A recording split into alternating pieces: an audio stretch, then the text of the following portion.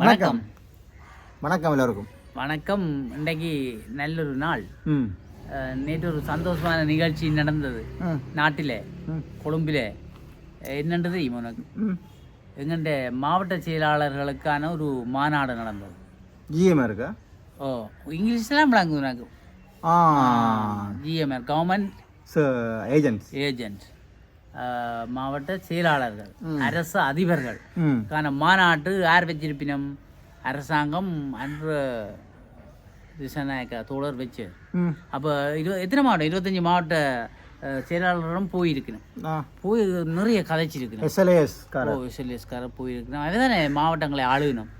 அப்போ ஒவ்வொரு மாவட்டங்களும் போயினால் காரசாரமாக தான் நடந்திருக்கு. நைஸா இந்த வாழைப்பழத்தில் ஊசி ஏற்றுற மாதிரி தானே எங்களையால் கதை தெரியுமோ உனக்கு? அந்த கதைகளை கேட்டால் எது பாடமாக்கி ஒட்ட வச்சு வாசிக்கிற மாதிரி தான் ஆளை பார்க்க, கதைகளை பார்க்க தெரியுது. ஆனால் இருந்தோண்டு சிம்பிளாக கதைச்சால் அவ்வளவும் சிப்பியும் கதைக்கலாது, திருப்பி கேட்கவே.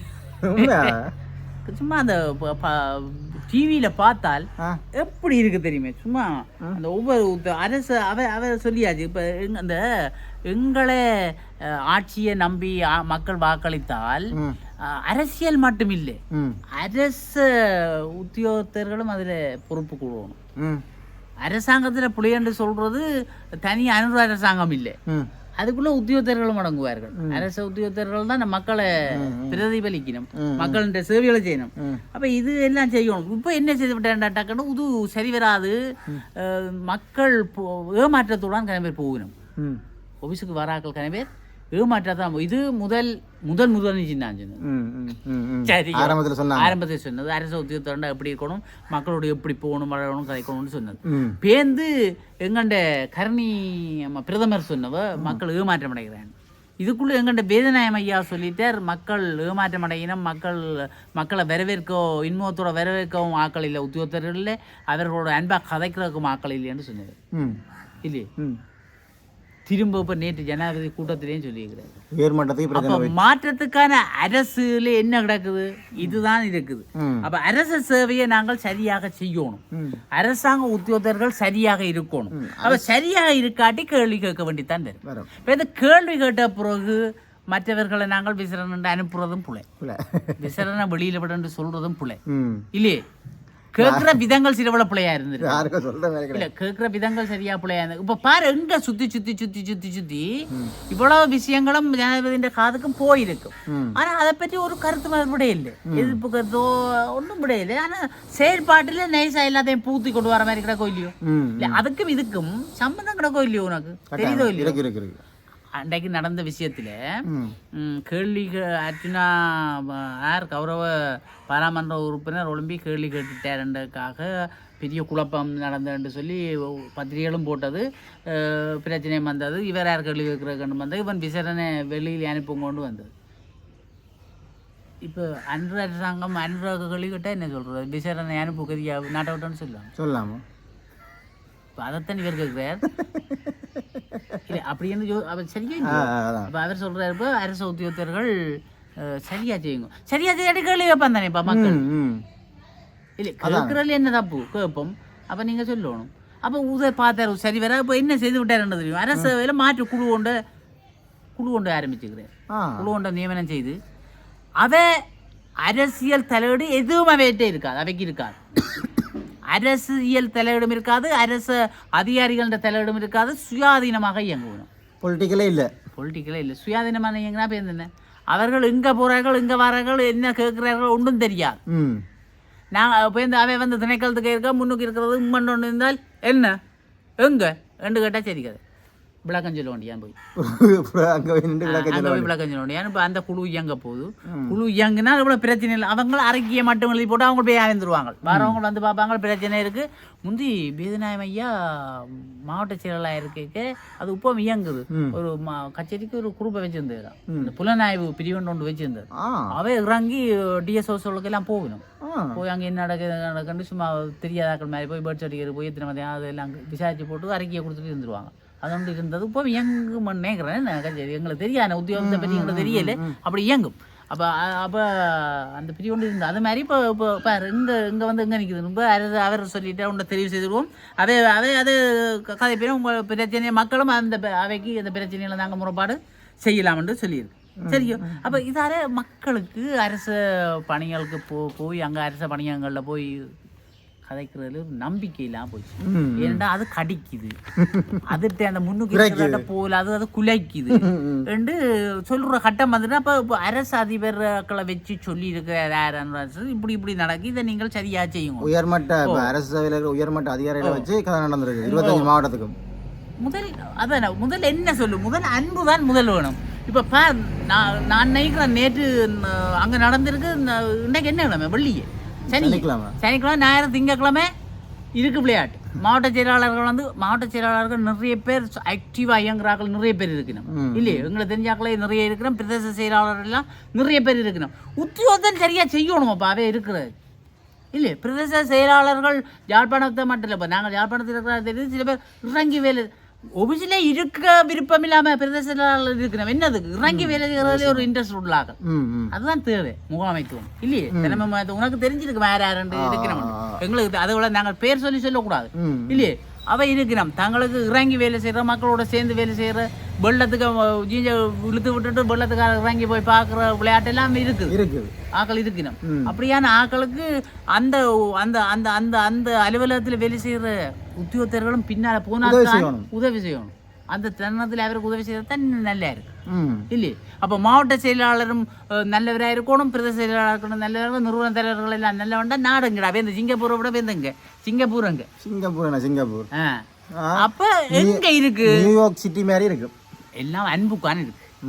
அன்பா பழக ஒவ்வொரு திணைக்களம் வழியும் உத்தியோகத்தரே அன்பா பழக தெரியாம இருக்கணும். கதைக்க பேசுறது ஒவ்வொரு அந்த அதுக்குள்ள ஒவ்வொரு கிளைகள் இருக்குது தானே.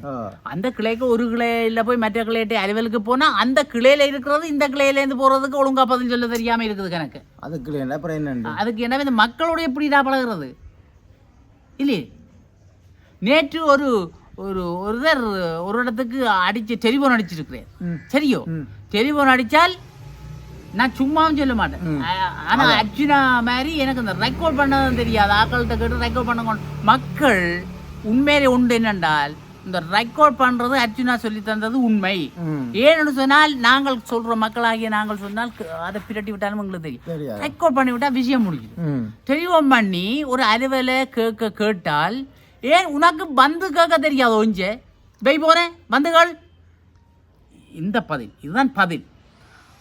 இந்த வாசகம் சரியோ? ஒரு அரச உத்தியோகத்தர் ஒருத்தருக்கு சொல்ற வாசகமும் இது. அதான பாருங்களேன் இல்லையே? உனக்கு வந்து கேட்க தெரியாது. அப்ப ஏன் டெலிபோனுக்கு முன்னாலே ஒரு ஆளை விட்டு கிடக்கு சொல்றதானே விட்டுருக்கு. டெலிபோனுக்கு முன்னாலே ஒரு ஆள் விட்டு டெலிபோனை ஆன்சர் பண்றீங்களால் அதானே போன்ற டியூட்டி. உனக்கு இவ்வளவு பிரச்சனை இருக்கலாம், பின்னுக்கு உண்டு அதிகாரிகிட்ட பிரச்சனை இருக்கலாம், மற்ற பிரச்சனை இருக்கலாம், பொதுமக்கள் சுற்றி நிற்கலாம். அல்லாட்டி நான் கொஞ்சம் பிஸியா இருக்கிறேன், ஒரு 5 நிமிஷம் பொறுத்தெடுக்க முடியுமே எடுங்க. நான் விளக்கம் சொல்றேன். எனக்கு தெரியாட்டியும் நான் கேட்டுட்டு சொல்லட்டே என்று சொன்னா அவனுக்கு ஒரு நிம்மதி வரும். இது அதை விட்டுட்டு உனக்கு வந்து கேட்க தெரியாதே, வந்து கேள்வா பமிஞ்சே டெய். இதே வாசகம் பாவிக்கப்பட்டிருக்குது ஒரு அலுவலகத்திலேருந்து. அந்த அலுவலகத்தின் நிலை என்னவா போகும்? அந்த ஆருக்கு அங்க இழுக்கு, அந்த அதிகாரிக்கு இழுக்கு, அந்த அதிகாரியால் எங்களுக்கு மாவட்ட செயலாளர்களுக்கு வரும் இல்லையோ? அப்ப மாவட்ட செயலாளர்களுக்கு என்ன செய்யணும்? கூப்பிட்டு விளக்கம் வைக்கிறது. அதானே. அப்ப ஒரு மாவட்ட செயலாளரோ அல்லது பிரதேச செயலாளரோ அல்லது நிறுவன தலைவர்களோ நல்லவராக இருந்து பிரயோசனம் இல்லை. அதுக்கு கீழே இருக்கிறவர்களும் அவர்களுக்கு உதவி கோஆர்டினேட் பண்ணி போகணும். அவர்கள் நிறைய பேர் நல்ல அதிகாரிகள் இருக்கிறார்கள் இல்லையா? அவர்கள் அப்படி இருக்கணும். அப்போ அவைக்கு நாங்கள் சரியா செய்யணும். அப்போ அன்றா சொல்லிக்கிறார், இப்போ இந்த குழுவை அமைச்சிடுவோம், அது ஊடாக எல்லாம் நடக்கணும். அரசு ஊழியர்களுக்கு அப்போ அதையும் ஒன்று சொல்றேன், எனக்கு அரசு ஊழியர்களையோ உத்தியோகத்தர்களையோ அதிகாரிகளையோ பழி வாங்குற எண்ணம் இல்லை. நான் பணி வாங்க இல்லை. நீங்கள் மக்களுக்கு சரியா செய்து விட்டீங்கன்னா இந்த பிரச்சனை முடிச்சு. எந்த பிரச்சனை என்ன?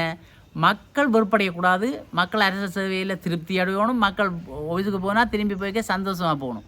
அதுதான் எந்த விஷயம். அதுக்காக நான் உங்களை பழி வாங்க நினைக்கல. எப்படி கதையப்பேர் பழி வாங்க நினைக்கல. நீங்கள் மக்களுக்கு சரியா செய்யுங்க, ஓகே, நான் ஓகே, நீங்கள் ஓகே செய்ய முடியுது. எப்படி விஷயம்? ஒன்றும் இல்லை தானே.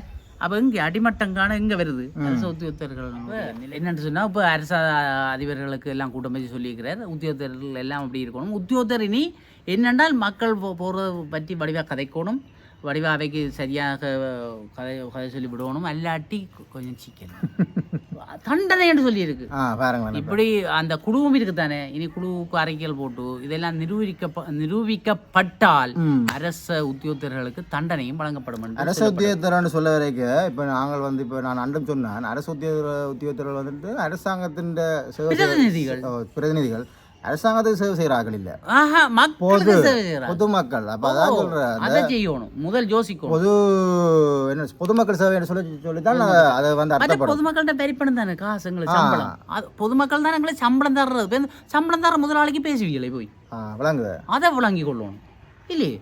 கடுமையான வார்த்தைகளை பிரயோகிக்க கூடாது. சரி உங்களுக்கு கதைக்க தெரியாடி பேசாம இருங்கோ, இன்னும் நல்ல காட்டி விடுங்க, அவை போட்டு மற்ற ஆக்கள்கிட்ட போய் கதை காட்டு இல்லையே. மனதை நோடிக்க கூடாது. அவனுக்கு எவ்வளவு பிரச்சனை வருவான், தலைவலி பிரச்சனை. அரச உத்தியோகர்கள் மட்டும் இல்ல, எல்லா உத்தியோகத்தரும் பொதுமக்களை சேவை செய்யற எல்லாரும் மனிதர்கள் தானே. மனிதர்கள் ஒரு ஆளுக்கு ஒரு ஆள் ஒரு உதவியா இருக்கணும். ஆனா படிச்சாக்கலான்னு வடிவா சொல்லிக் கொள்றோம். ஒவ்வொரு படிச்ச உத்தியோகத்தர்களுக்கு அன்பா கதைக்க தெரியல, அன்பா கதைக்க ஒன்றும் சொல்ல தெரியாது. இப்போ அடுத்த நாங்கள் என்ன சொல்லியிருக்கிறோம், டிஜிட்டல் முறை கொண்டு வர போகிறோம். Digital Sri Lanka, clean Sri Lanka.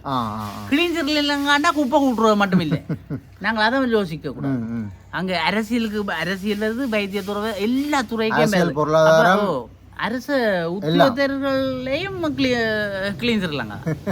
அப்போ கிளீன் ஸ்ரீலங்காவுக்கு இந்த தேவையில் அரசு உத்தியோகத்தர்களும் போக வேண்டி வரும். கவனமா இருக்கும். ஏற்கனவே 7,00,000 சொல்லியிருக்காங்க. தனியாக கிளீன் ஸ்ரீலங்காண்டா அப்போ குப்பை கூட்டி எல்லாம் துப்புரவாக்க போகிறாங்களேன்னு யோசிக்க கூடாது. சரியோ, அதையும் யோசிச்சு கொள்ளுங்க. டிஜிட்டல் ஸ்ரீலங்காண்டு வரப்போகுது, டிஜிட்டல் மூலமான முன்னேற்றங்கள் வரப்போகுது.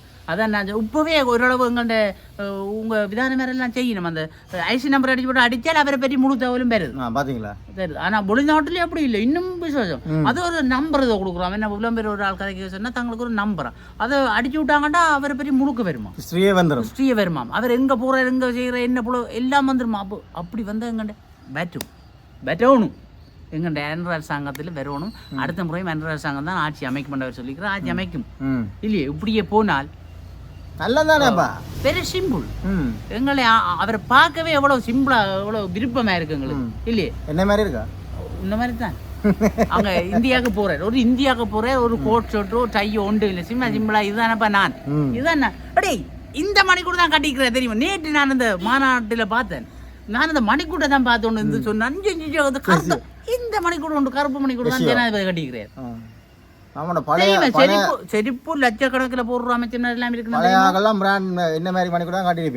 நீ உனக்கு லட்சக்கணக்கில் வந்தது இங்க, உனக்கு உறவு அனுப்பினானே எனக்கு இங்க என்ன 600 வாங்க.